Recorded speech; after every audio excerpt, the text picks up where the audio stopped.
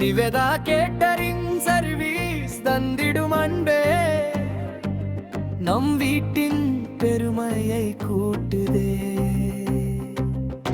Mutton biryani மணக்க மணக்க வர தட்டினில் சுவையும் பரிமாறி செல்லுது.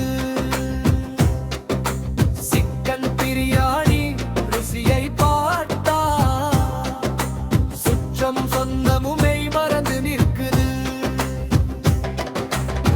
மீன் பிரியாணி இறால் பிரியாணி என வகை வகையாய் கனிவோடு தந்திடும்.